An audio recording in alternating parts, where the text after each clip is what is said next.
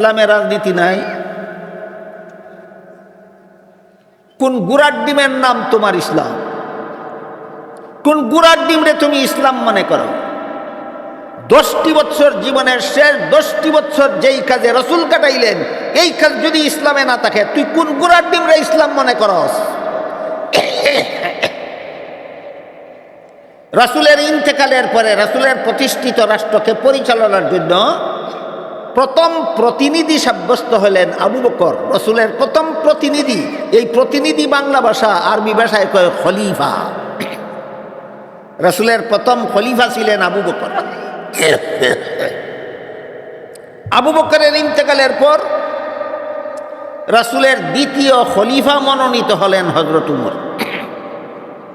এবার বলেন, হযরত উমর রাসূলের প্রথম খলিফা না দ্বিতীয় খলিফা?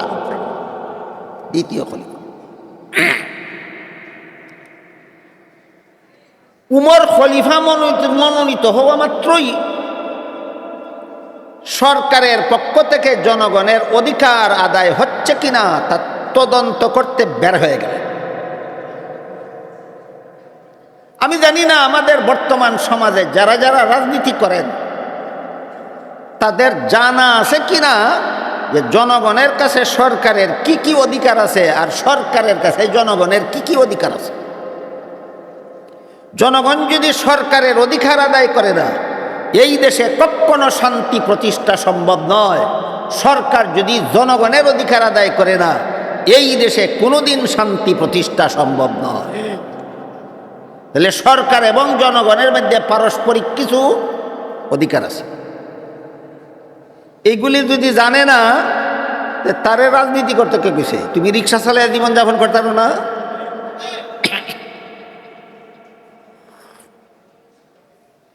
জনগণের কাছে সরকারের অধিকার আছে দুইটা, এটা আপনাদের জীবনভর মনে থাকা দরকার। যদি শান্তিপূর্ণ দেশ শাসন আশা করেন কোনো সরকারের কাছে, তাহলে এগুলি আপনাদের জানতে হবে। আমাদের দেশটা শান্তিপূর্ণভাবে শাসিত হোক, এইটা যদি চান, তাহলে আপনার জানতে হবে জনগণের কাছে সরকারের কি কি প্রাপ্য আছে, কি কি পাওনা আছে, কি কি অধিকার আছে, আর সরকারের কাছে জনগণের কি কি পাওনা আছে জানতে হবে। আপনি যদি জানেন ওই না, পরিশোধ করবেন কোন সময়?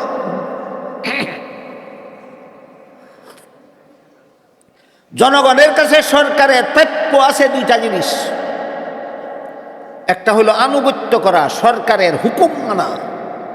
সরকারের হুকুম মানা একটা প্রাপ্য, কিন্তু এটা বিনা শর্তে নয়, একটা শর্ত সাপেক্ষে। সরকারের হুকুম মানতে বাধ্য সমস্ত জনগণ, বিনা শর্তে না, একটা শর্ত সাপেক্ষে। শর্তটা উল্লেখ করে হাদিস শরীফে আল্লাহ রাসূল বলেন, লা তাআতা লি মাখলুকিন ফি মাসিয়াতিল খালিক। যার হুকুম মানলে আল্লাহর হুকুম লঙ্ঘন হয়, তার হুকুম মানা হারাম। বুঝলেন? তাহলে সরকারের হুকুম মানতে আমরা বাধ্য কতক্ষণ? সরকারের হুকুমটা আল্লাহ বিরোধী না হবে যতক্ষণ।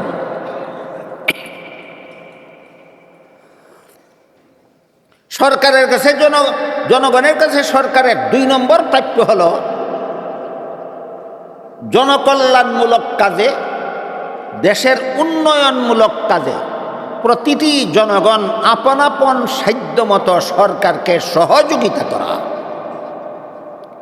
কোন কোন কাজে? জনকল্যাণমূলক এবং দেশের উন্নয়নমূলক কাজ যদি সরকার করে, তাহলে সরকারকে সহযোগিতা করে। যেমন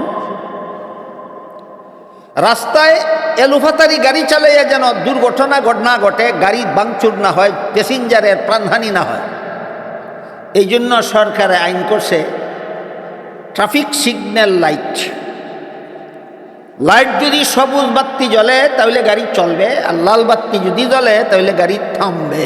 যা সরকারের হুকুম। আপনি যদি সিগন্যাল লাইট মানেন না, রেড লাইট জ্বললেও যদি আপনি গাড়ি চালিয়ে যান, এরকম বাঙালি আসেনি। এক গাড়িওয়ালা একটা গল্প আছে, গাড়িওয়ালা রেড লাইট মানছে না, পার হইয়া গেছে, পুলিশে আটকাইছে। কয় তুই রেড লাইট জ্বলে দেখছস না? কই দেখছি। তাইলে আসলে কেন? রেড লাইট দেখছি, তুমি যে দাঁড়ায় রয়েছো ওইটা দেখছি না, এই কারণে আছি। আপনারা বলেন সরকারে যে ট্রাফিক সিগন্যাল লাইট আইন করলো, এটা কি জনগণের অকল্যাণের জন্য না কল্যাণের জন্য? আপনি যদি মানেন না, তাহলে সরকারকে সহযোগিতা করলেন না অসহযোগিতা করলেন? শেষ বিচারের দিন আল্লাহর কাছে জবাব দিতে হবে। সরকার আইন করছিল লাল বাতি জ্বললে গাড়ি থামবে, তুই থামছিলে না কেন? আল্লাহর কাছে জবাব দিতে হবে। আমি কি বিষয় বুঝাইতে পারতেছি আপনাদেরকে? তাইলে জনগণের কাছে সরকারের সর্বমোট পাওনা আছে দুইটা, একটা হলো হুকুম মানা আর একটা হলো সহযোগিতা করা। একটা হলো সরকারের হুকুম মানা আর একটা হলো সরকারকে জনকল্যাণমূলক কাজে সহযোগিতা করা, দেশের উন্নয়নমূলক কাজে সহযোগিতা করা। এটা হলো জনগণের কাছে সরকারের প্রাপ্য। সরকারের কাছে জনগণের প্রাপ্য আছে প্রাপ্যটার ব্যাপারে খলিফা ওমরের ঘটনাটা বল। সরকারের কাছে জনগণের 6টা প্রাপ্য আছে। যেই সরকার জনগণের এই 6টা প্রাপ্য পরিশোধ করতে পারে না, আদায় করতে পারে না অথবা করে না, এমন সরকারের জন্য ভোট চাওয়াও হারাম, ভোট গ্রহণ করাও হারাম, গদিতে যাওয়াও হারাম, গদিতে কামড় দিয়া ধইরা রাখাও হারাম। মিথ্যা কথা বলার সুযোগ আসলে যদি এই কথাটা স্মরণ করতে পারেন যে আল্লাহ তো আমাকে দেখতেছেন, কাজেই শেষ বিচারের দিন আল্লাহর কাছে কি জবাব দেব, এই স্মরণ করাটা, এই ধ্যান করাটাই এমন একটা প্রশিক্ষণ, এমন একটা ট্রেনিং, যেটা অর্জন করতে পারলে শেষ বিচারের ভয় আপনার অন্তরে জাগ্রত হয়ে যাবে। এরপর আপনাকে কোনো রকমের দুর্নীতিতে আপনাকে আর পাওয়া যাবে না। ট্রেনিংটা কি আমি আপনাদের বুঝাইতে পারলাম? এইটাই ট্রেনিং, স্মরণ করা যে আল্লাহ তো দেখতেছে, শেষ বিচারের দিন আল্লাহর কাছে কি যাবে। এর 1-2টা উদাহরণ দিয়ে আজকের মতো কথা শেষ করি। আল্লাহ দেখতেছেন, এই ভয় যাদের অন্তরে জাগ্রত হয়ে যায়, কোনো রকমের অপকর্ম করার সাহস করতে পারে না। 2-একটা উদাহরণ শুনুন। হযরত ইউসুফ আলাইহিস সালামের সাথে জিনা ব্যভিচার করার জন্য জুলাইখা একটা খাস কামরায় নিয়ে গেছিল। রাজকীয়ভাবে সুসজ্জিত ছিল খাস কামরা। এখানে এই রাস্তাটার মধ্যে লোকে আনাগোনা করে, হইচই হয়, এই হইচইটা বন্ধ করে। এই যে পর্দার আড়লে রাস্তাটা, এই রাস্তাটা হযরত ইউসুফ আলাইহিস সালামকে জুলাইখা ওনার সাথে জিনা করার জন্য খাস কামরায় নিয়ে গেল। এই কামরার ভিতরে ইউসুফ এবং জুলাইখা ছাড়া দুনিয়ার আর কোনো মানুষ ছিল না। ইউসুফ কামরায় ঢুকেই দেখলেন কামরার একপাশে কোনো একটা কিছু পর্দা দ্বারা ঢেকে রাখা হয়েছে। ইউসুফ আলাইহিস সালাম জুলাইখাকে জিজ্ঞাসা করলেন, তোমার এই কামরার একপাশে পর্দা দিয়া কি ঢেকে রাখছ? জুলাইখা কয়, আমি যেই মূর্তিটার পূজা করি সেই মূর্তিটা ঢেকে রাখছি। ইউসুফ বললেন, তুমি তো এটার পূজাই করো, ঢেকে রাখলে কেন? জুলাইখা কয়, এখন আমি তোমার সাথে জিনা করব, কাজেই যেই মূর্তির পূজা করি তার সামনে জিনা করতে আমার লজ্জা হয়, এই জন্য মূর্তিটা ঢেকে রাখছি যেন নির্বিঘ্নে তোমার সাথে জিনা করতে পারি, জিনার পথে যেন কোনো বাধা না থাকে। ইউসুফ আলাইহিস সালাম বললেন, মূর্তির সামনে জিনা করলে কি মূর্তি দেখবে? দেখেন কত ঠান্ডা মাথায় প্রশ্নোত্তর করতেছে। মূর্তি না ডাক্যা, মূর্তি খোলা রাখা তার সামনে আমার সাথে যদি তুমি জিনা করো তাহলে কি মূর্তি দেখবে? জুলাইখা বলে, না, এটারে ডাকলেও দেখে না, না ডাকলেও দেখে না। ইউসুফ জিজ্ঞেস করলেন যে এটারে ডাকলেও দেখে না, না ডাকলেও দেখে না, এটারে ডাকার কি দরকার ছিল? না ডাক্যা করলেও তো দেখতো না। জুলাইখা বলে, যদিও আমার মূর্তি না ডাকলেও দেখে না, কিন্তু যে কারিগরে মূর্তিটা বানাইছে তার চোখের মধ্যে দেখার ভঙ্গি দিয়া বানাইছে। আমরা সিলেটি ভাষায় কয়, যেমন বোঝা যায় সেই থাকছে, যেমন বোঝা যায় সেই থাকছে। এই ভঙ্গিটার কারণেই আমার লজ্জা হয়। ইউসুফ আলাইহিস সালাম বললেন, তোর মূর্তি আসলে দেখে না, শুধু চোখের মধ্যে দেখার ভঙ্গি আছে, এই কারণেই যদি তুই আমার সাথে জিনা করতে লজ্জা হয়, আমার আল্লাহ যে আসলেই দেখে সেই আল্লাহর সামনে তোর সাথে জিনা করতে কি আমার লজ্জা হয় না? আল্লাহ আমাকে সর্বাবস্থায় সদা সর্বদা দেখতেছে। এই ধ্যান ইউসুফ আলাইহিস সালামের অন্তরে জাগ্রত ছিল, যে কারণে প্রধানমন্ত্রীর স্ত্রী বিশ্ব সুন্দরীর আবেদন ক্রমেও তিনি জিনার হাত থেকে বাঁচতে পেরেছিলেন। কোন বয়ে? আল্লাহ দেখতেছে, শেষ বিচারের দিন আল্লাহর কাছে কি যাবে। বলেন এই রকম ক্ষুধাভীরু অন্তর দুনিয়ার কোন শিক্ষার দ্বারা মানুষের মধ্যে তৈরি হয়? একমাত্র মাদ্রাসা। এমন ক্ষুধাভীরু অন্তর, এই অপকর্মটা যে করব, ওই অপকর্মটা যে করব, সেই অপকর্মটা যে করব, আল্লাহ তো দেখতেছে, একদিন তো আল্লাহর কাছে জবাব দিতে হবে। সেই দিন কি জবাব দিব, এই ভয় মানুষের অন্তরে দুনিয়ার আর কোনো শিক্ষার দ্বারা জাগ্রত হয় না, একমাত্র মাদ্রাসা শিক্ষার দ্বারা জাগ্রত হয়। একটা উদাহরণ, আরেকটা উদাহরণ শুনবেন। হযরত উমর ফারুক রাদিয়াল্লাহু আনহু রাসূলের দ্বিতীয় খলিফা যখন মনোনীত হলেন, খলিফা এটা কুরআন হাদিসের ভাষা, বর্তমান দুনিয়ার রাজনৈতিক ভাষায় বলে প্রধান শাসনকর্তা। প্রধান শাসনকর্তা রাসূল 53 বছর বয়সে মক্কা শরীফ থেকে হিজরত করে মদিনা শরীফ গিয়ে একটা রাষ্ট্র প্রতিষ্ঠা করেছিলেন। জীবনের শেষ 10টি বছর সেই রাষ্ট্রের প্রধান শাসনকর্তা স্বয়ং রসুল ছিলেন। আজকে নতুন শুনলেন যে রসুলজি একটা মদিনায় গিয়ে একটা রাষ্ট্র প্রতিষ্ঠা করেছিলেন এবং জীবনের শেষ 10 বছর রসুল ছিলেন সেই রাষ্ট্রের প্রধান শাসনকর্তা। আজকে নতুন শুনলেন না আরও শুনেছেন? এই কথাটা যারা জানে এরাও বলতে পারে ইসলামের রাজনীতি নাই। কোন গুড়ার ডিমের নাম তোমার ইসলাম? কোন গুড়ার ডিম রে তুমি ইসলাম মনে করো? 10টি বছর জীবনের শেষ 10টি বছর যেই কাজে রসুল কাটাইলেন, এই কাজ যদি ইসলামে না থাকে, তুই কোন গুড়ার ডিম রে ইসলাম মনে করস?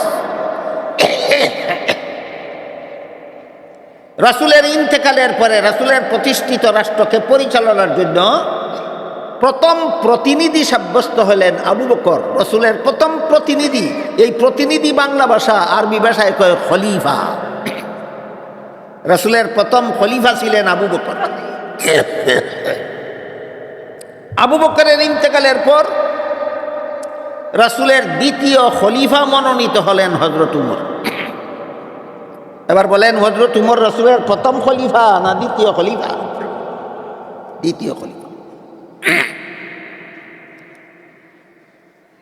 উমর খলিফা মনোনীত হওয়া মাত্রই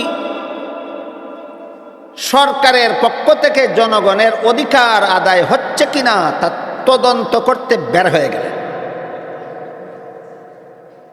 আমি জানি না আমাদের বর্তমান সমাজে যারা যারা রাজনীতি করেন তাদের জানা আছে কিনা যে জনগণের কাছে সরকারের কি কি অধিকার আছে আর সরকারের কাছে জনগণের কি কি অধিকার আছে। জনগণ যদি সরকারের অধিকার আদায় করে না, এই দেশে কখনো শান্তি প্রতিষ্ঠা সম্ভব নয়। সরকার যদি জনগণের অধিকার আদায় করে না, এই দেশে কোনোদিন শান্তি প্রতিষ্ঠা সম্ভব নয়। তাহলে সরকার এবং জনগণের মধ্যে পারস্পরিক কিছু অধিকার আছে। এইগুলি যদি জানে না, তারে রাজনীতি করতে কে কইছে? তুমি রিক্সা চালায় জীবনযাপন করতে পারো না?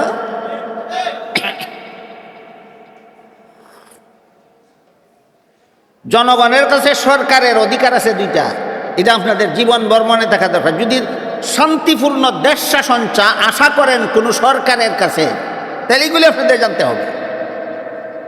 আমাদের দেশটা শান্তিপূর্ণভাবে শাসিত হোক, এইটা যদি চান তাহলে আপনার জানতে হবে জনগণের কাছে সরকারের কি কি প্রাপ্য আছে, কি কি পাওনা আছে, কি কি অধিকার আছে, আর সরকারের কাছে জনগণের কি কি পাওনা আছে জানতে হবে। আপনি যদি জানেন ওই না পরিশোধ করবেন কোন সময়?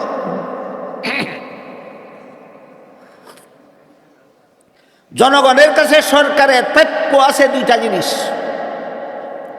একটা হলো আনুগত্য করা, সরকারের হুকুম মানা। সরকারের হুকুম মানা একটা প্রাপ্য, কিন্তু এটা বিনা শর্তে নয়, একটা শর্ত সাপেক্ষে। সরকারের হুকুম মানতে বাধ্য সমস্ত জনগণ, বিনা শর্তে না একটা শর্ত সাপেক্ষে। শর্তটা উল্লেখ করে হাদিস শরীফে আল্লাহ রসুল বলেন, লা তাআতা লিমাখলুকিন ফি মাসিয়াতিল খালিক। যার হুকুম মানলে আল্লাহর হুকুম লঙ্ঘন হয়, তার হুকুম মানা হারাম। বুঝলেন? তাহলে সরকারের হুকুম মানতে আমরা বাধ্য কতক্ষণ? সরকারের হুকুমটা আল্লাহ বিরোধী না হবে যতক্ষণ।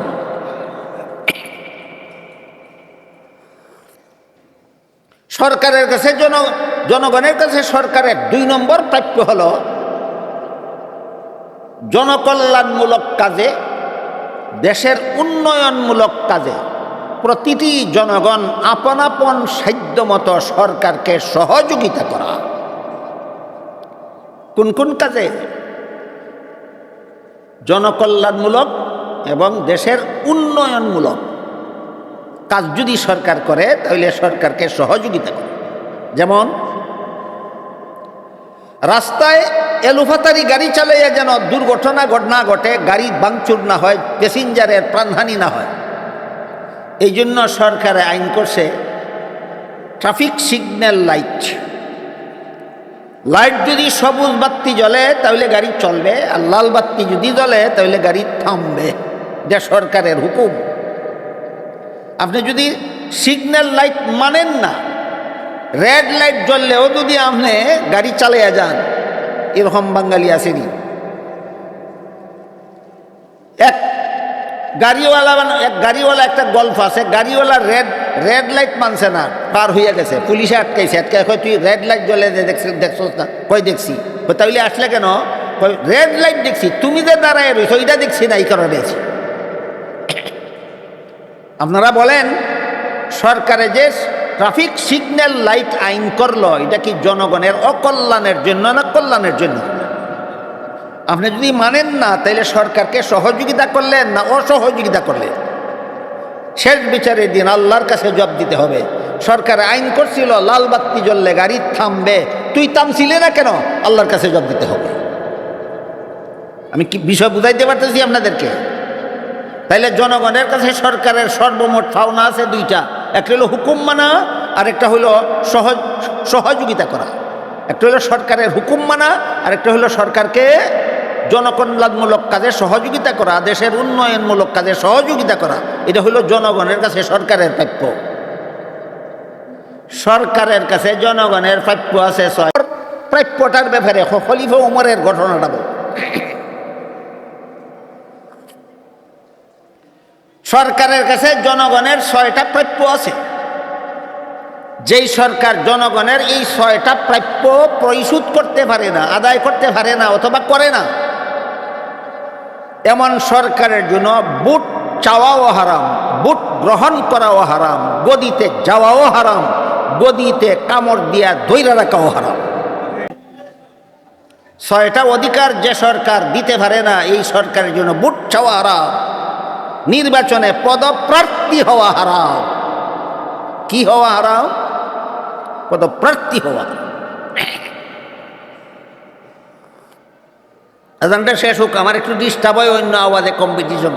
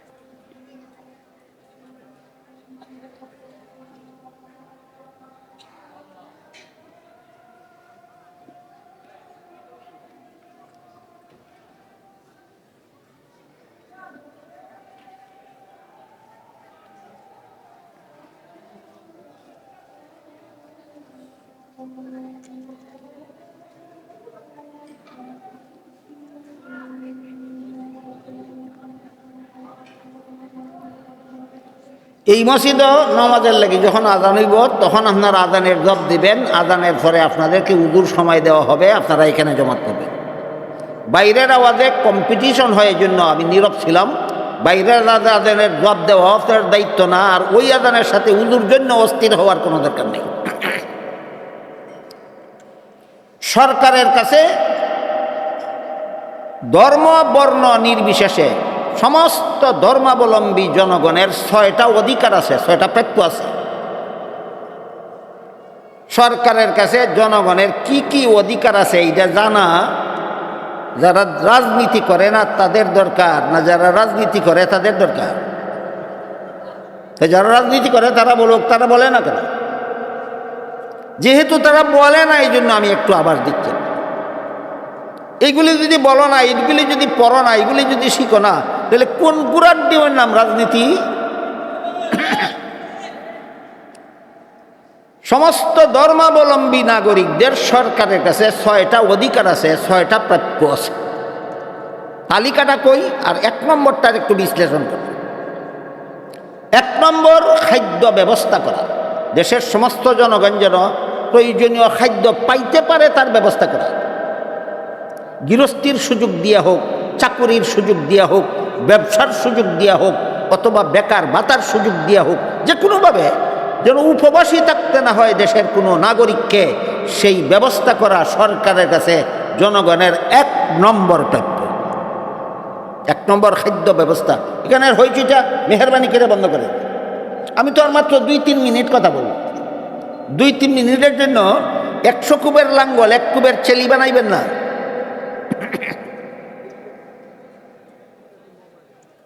শুনলেন?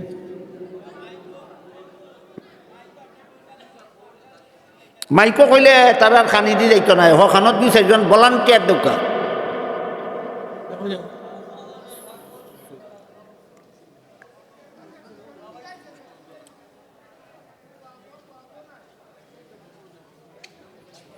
এক নম্বর খাদ্য ব্যবস্থা, 2 নম্বর বস্ত্র ব্যবস্থা, 3 নম্বর শিক্ষা ব্যবস্থা, 4 নম্বর চিকিৎসা ব্যবস্থা, 5 নম্বর বাসস্থান ব্যবস্থা, 6 নম্বর নিরাপত্তা ব্যবস্থা। এই 6টা ব্যবস্থা সমস্ত জনগণকে করে দেওয়া সরকারের কাছে জনগণের পাওনা। কটা? এই ব্যবস্থাগুলি যারা করে দিতে পারে না, এদের জন্য রাজনীতি করাও হারাম, ভোট চাওয়াও হারাম, ভোট গ্রহণ করাও হারাম, গদিতে বসাও হারাম, গদি ফেরাউনের মতো কামড় দেওয়া দইরা রাখাও হারাম। এই 6টার 1 নম্বরটা কি? খাদ্য ব্যবস্থা। 1 নম্বরে খাদ্য ব্যবস্থা। তাই খলিফা ওমর খলিফা নিযুক্ত হওয়া মাত্রই বের হয়ে গেলেন খোঁজ নেওয়ার জন্য আমার সমস্ত জনগণে খাদ্য পাইতেছে কিনা। ঘটনা মনে আসেনি? আমার সমস্ত জনগণ ঠিক মতে খাদ্য পাইতেছে কিনা তদন্ত করার জন্য ওমর বের হয়ে গেলেন। কাজেই ওনারা রাজনীতি জানতেন না। তিনি খলিফা মনোনীত হওয়ার সাথে সাথে বের হয়ে গেলেন আমার দেশের জনগণ খাদ্য ঠিক মতে পাচ্ছে কিনা আমার তদন্ত করতে হবে। তদন্ত করতে গিয়া দেখেন একটা বিধবা মহিলা, তার স্বামী মারা গেছে, তার পরিবারে উপার্জন করার মতো কেউ নাই, এতিম কয়েকটা বাচ্চা খাদ্যের অভাবে কাঁদতেছে। খলিফা ওমর বিধবা মহিলাকে জিজ্ঞেস করলেন, কি ঘটনা, তোমার বাচ্চারা কেন কান্দে? ওই মহিলাও খলিফা ওমরকে আর কোনোদিন দেখে নাই, এই জীবনের প্রথম চিনতে পারছে না ইনি যে খলিফা উমর। বিধবা মহিলায় জবাব দেয়, শুনছি উমর বলে দেশের প্রধান শাসনকর্তা হয়েছে। এটা অপদার্থ, এটা কোনো দেশের শাসনকর্তা হওয়ার যোগ্য নয়। খলিফা উমর জিজ্ঞাসা করলেন, কেন? হে গদিতে বসা আর আমার এতিম বাচ্চা খাদ্যের অভাবে কান্দে, এমন অপদার্থ কোনোদিন গদিতে বসার যোগ্যতা রাখে না। তোমার মতো মুসাফির আইসো আমার এতিম বাচ্চা খাইলো কিনা খবর নেওয়ার জন্য, তোমার মতো মুসাফিরকে খলিফা বানানোর দরকার ছিল। তার কাছে কয় সিন্যা কইছে না, না সিন্যা। খলিফা উমর গুলাম রেলইয়া খাদ্য গুদামে ঢুকলেন। এটা গুদামটা খলিফা উমরের বাপেরা ছিল না জনগণের। এটা মনে রাখবেন, রাষ্ট্রের সমস্ত ধনভাণ্ডার কোন সরকারের বাপের সম্পত্তি নয়, সবগুলি জনগণের সম্পদ। তাহলে খলিফা উমর গুলাম সাথে নিয়ে সরকারি গুদামে যে ঢুকলেন, এই গুদামের সম্পদগুলি খলিফা উমরের বাপের না দেশের জনগণের? জনগণের। গুলাম রে কইলেন, আটার বস্তাটা আমার ঘরে উঠাই দেয়। গুলামে কয়, আমার মতো গুলাম আপনার সাথে থাকা অবস্থায় খলিফাতুল মুসলিমিন, প্রেসিডেন্টের গাড়ে আটার বস্তা উঠাই দিব। খলিফা উমর যেই দেশের প্রেসিডেন্ট ছিলেন সেই দেশটা বাংলাদেশের সমান একটা দেশ ছিল না, প্রায় অর্ধেকটা পৃথিবীর সমান। এত বড় প্রেসিডেন্টের গাড়ে আটার বস্তা উঠাইয়া দিব আমি গুলাম সাথে থাকা অবস্থায়। খলিফা উমর একটু রাগান্বিত হইয়া গুলাম রে কইলে, এই গুলাম, কাল হাসরের মাঠে আল্লাহ যখন জিজ্ঞাসা করবেন উমর যেই দেশের শাসনকর্তা ছিল সেই দেশের একটা বিধবা মহিলার এতিম বাচ্চা এক রাত্রে উপবাসী ছিল কেন, জবাব তুই দিবে? কয় নাউজুর, এত কঠিন প্রশ্নের জবাব আমি কেমনে দেব? তখন খলিফা উমর গুলামকে বললেন, তাহলে প্রমাণ হইল দায়িত্বটা তোর না, দায়িত্বটা আমার। আমার দায়িত্ব আমাকে পালন করতে দে। তোরকে হাইরা গিয়া গুলাম বাধ্য হইয়া আটার বস্তা খলিফা উমরের ঘাড়ে উঠাইয়া দেয়। প্রধান শাসনকর্তা আটার বস্তা ঘাড়ে নিয়া বিধবা মহিলার বাড়ির দিকে চললেন লেবারের মতো। গুলাম খালি হাত খলিফা উমরের সাথে সাথে চলল নবাবের মতো। বলেন তো, নিজের কাঁধে বহন করে সরকারি গুদামের মাল বিধবা এতিমদের ঘরে পৌঁছাইয়া দেওয়ার অনুমতি আসলো কোত্থেকে? কিয়ামতের দিন আল্লাহর কাছে কি জবাব দেব? আমি যেই দেশের শাসনকর্তা, এই দেশে একটা বিধবা এক রাত্রে ক্ষুধার্ত ছিল, বিধবার এতিম বাচ্চা এক রাত্রে ক্ষুধার্ত ছিল কেন? অবশ্যই কিয়ামতের দিন আল্লাহ জিজ্ঞাসা করবেন। সেই দিন আমি উমর কি জবাব দেব আল্লাহর কাছে? এই তীব্র অনুভূতি খলিফা উমরকে বাধ্য করলো আটার বস্তা ঘাড়ে নিয়ে মহিলার বাড়িতে পৌঁছে দেওয়া।